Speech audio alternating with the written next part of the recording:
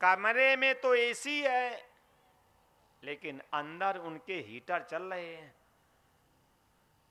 आप जाकर के देखो तो, क्योंकि पैसा जड़ है और जड़ वस्तु का संग्रह करने से बुद्धि में जड़ता आती है, बुद्धि में जड़ता आती है, कभी भी ईश्वर की प्राप्ति हो नहीं सकती। बल्कि कड़वी बात तो ये है कि पैसे वालों को कभी भगवान मिलते ही नहीं है। एक भी उदाहरण बता दो अगर भगवान पैसे वाले को मिले हों। सुदामा को देख लो, रैदास को देख लो, रसखान को देख लो, केवट को देख लो, जटायु को देख लो, सवरी को देख लो, मीरा को देख लो, बताओ इनकी कितनी बैंकें भरी थी, बोलो। लेकिन आज हम लोगों की बुद्धि मारी गई, जो पैसे वालों को इज्जत देते हैं, जबकि शास्त्र में लिखा भगवान का नाम दीन बंधु है, लेकिन अमीर बंधु कहीं लिखा है? आप पढ़ लीजिए विष्णु सहस्त्र नाम, अगर कहीं भगवान का नाम अमीर बंधु हो तो बता दो। भगवान का नाम है दीन बंधु। आज तो मंदिरों में भी वीआईपी गेट लगाए जा रहे हैं। शास्त्र में तो स्त्री और पुरुष बने, तब तीसरा कहां से घुस पड़ा वीआईपी गेट है? समझ में नहीं आता है कि आज इसमें गलती आपकी नहीं, गलती मेरी है, क्योंकि हम लोगों की बुद्धि हो गई है मलिन। क्यों? दान के, अन्न के बड़े बड़े दांत, करोगे नहीं भजन तो फाड़ देंगे हाथ। तो दान का खा खा करके हम लोगों की बुद्धि बिगड़ी है, इसलिए हम लोगों ने गरीबों को ठुकराना सीखा है और अमीरों को सम्मान देना सीख लिया। जबकि आपको मालूम है कि 1000 लोगों को गरीब करने के बाद एक अमीर बनता है। उन गरीबों की बद्दुआ से क्या तुम्हें परमात्मा मिल जाएगा क्या? लेकिन आज हम लोगों की बुद्धि मारी गई है। आज जहां जाओ, कथा में जाओ तो वीआईपी, मंदिर में जाओ तो वीआईपी, तीर्थ में जाओ तो वीआईपी, आश्रम में जाओ तो वीआईपी। कारण क्योंकि हम लोग दान का खा खा करके हम लोगों की बुद्धि मलिन हो गई। देखो आपके सामने प्रमाण है। चंचुला ने जाकर के अपने पति बिंदुक से पूछा, स्वामी वो दिन याद है जब आप अनाचार करते थे, जब आप दुराचार करते थे, जब आप बेविचार करते थे और मैं आपको समझाती थी? रोने लगा। देवी बोले, हाँ उस समय आपकी बातें मुझे बुरी लगती थी। जब आप हमें सत्संग की बातें बताते थे, जब आप हमें त्याग की बातें बताते थे, जब आप हमें ईश्वर में लगने की बात कहते थे, तब हमें आपकी बातें बुरी लगती थी। रोने लगा और रो करके कहा, देवी अब मैं इस शरीर से ऊब गया हूं, अब मैं इस शरीर से ऊब गया हूं, कैसे भी मेरा कल्याण करवा दो। जब पिशाच रोने लगा, चंचुला को दया आई और चंचुला ने जाकर के माता जी से पूछा कि मेरे स्वामी को पिशाच योनि से मुक्ति कैसे मिलेगी? मेरे स्वामी को पिशाच योनि से मुक्ति कैसे मिलेगी? जब ये बात कही कि मेरे स्वामी को पिशाच योनि से मुक्ति कैसे मिलेगी, उसी समय माता जी ने कहा कि आप अपने स्वामी को शिव पुराण की कथा सुनाओ। आप अपने स्वामी को शिव पुराण की कथा सुनाओ। माता जी ने पूछा, किस वक्ता को बुलाएं? माता जी ने पूछा, किस वक्ता को बुलाएं? तब उसी समय माता जी ने चंचुला को बताया कि तुम्बुर नाम के गंधर्व को बुलाओ। और जब ये बात कही कि तुम्बुर नाम के गंधर्व को बुलाओ, उसी समय चंचुला तुम्बुर नाम के गंधर्व के पास गई और जा करके कहा कि मेरे स्वामी को आप शिव पुराण की कथा सुनाओ। मेरे स्वामी को आप शिव पुराण की कथा सुनाओ। तुम्बुर नाम के गंधर्व ने मन में सोचा कि मनुष्य नहीं कथा सुनेंगे, पिशाच कथा सुनेगा। मनुष्य कथा नहीं सुनेगा, कथा सुनेगा पिशाच। ऐसा मन में विचार करके कि पिशाच कथा सुनेगा,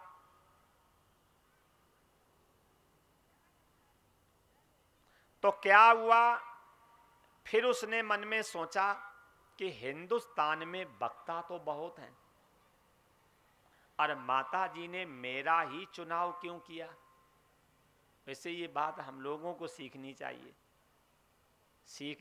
लेकिन थोड़ा हम यहाँ समझौता नहीं कर पाते हैं, अपनी आदत खराब है। एक बार जयपुर में कथा करने गए महावीर नगर में, तो समिति वालों ने कहा आप कथा करो, भगवान तो सुन रहे हैं। तो हमने कहा जब भगवान को ही सुनाना है तो कानपुर में क्या भगवान मर गए हैं क्या?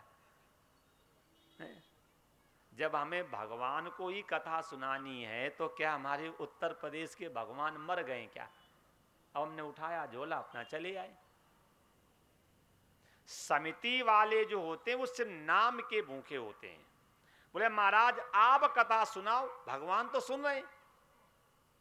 तो अब यद्यप उनका कहना अपने हिसाब से ठीक था, लेकिन हमारे हिसाब से ठीक नहीं था, क्योंकि अपनी आदत थोड़ी अलग है।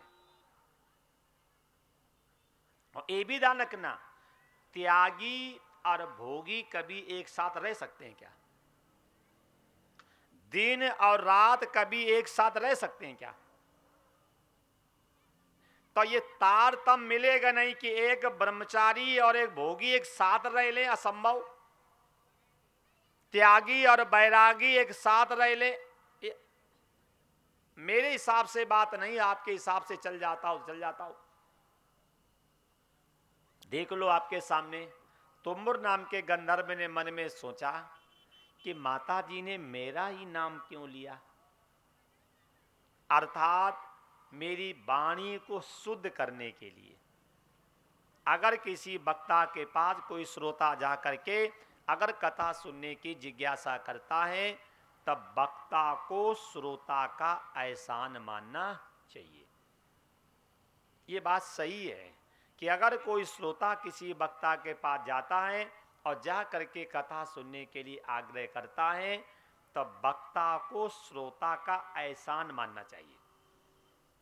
जैसे मानस में है, जिस समय माताजी भगवान शंकर के पास गई और जा करके कथा सुनने के लिए कहा है, तब भगवान शंकर ने क्या कहा है कि धन्य धन्य गिरिराज कुमारी, और तुम समान नहीं को उपकारी। और कल भी आप सुन रहे थे जब ऋषियों ने सूत जी से प्रश्न किया है कि कलयुग आ गया है, तो सूत जी ने भी यही कहा था कि संत सेवा सुत श्रवण मात पिता उपकारी, और धर्म पुरुष जन्मा कोई पुण्यों का फल भारी। अगर किसी वक्ता के पास जा करके कोई श्रोता अगर कथा सुनने की जिज्ञासा प्रकट करता है, तो वक्ता को श्रोता का एहसान मानना चाहिए। किस लिए? कम से कम इसी माध्यम से मुझे वाणी शुद्ध करने का अवसर तो मिलेगा।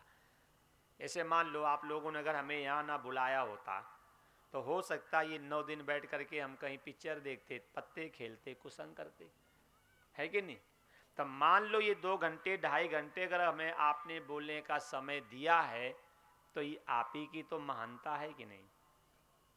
और वक्ता में कुछ होता नहीं, चौकी पर बैठे चौकीदार और जमीन पे बैठे जमींदार।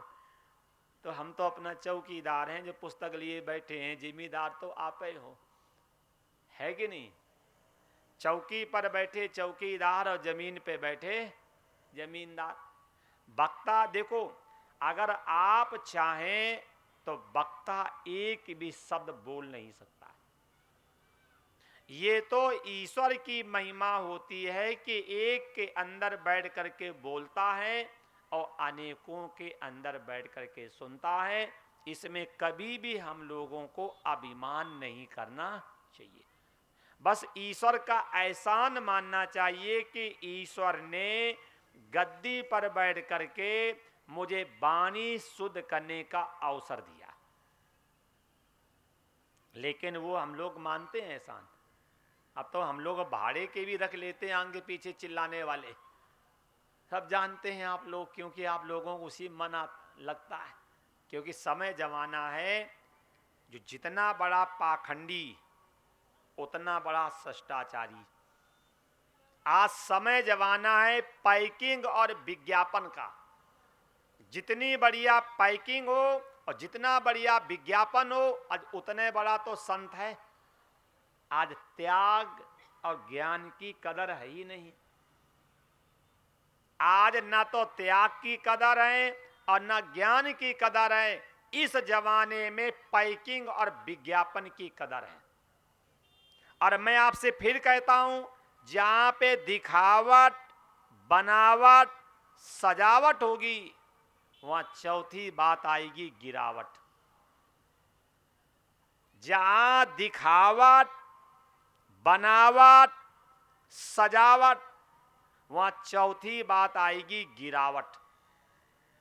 शिव पुराण की चर्चा सुन रहे हैं, इसमें एक बात ध्यान रखना, अगर किसी को नीचा दिखाने के लिए, अगर किसी को अपमानित करने के लिए या अपना यश बढ़ाने के लिए अगर कोई काम करोगे तो कभी भी काम सार्थक होगा नहीं।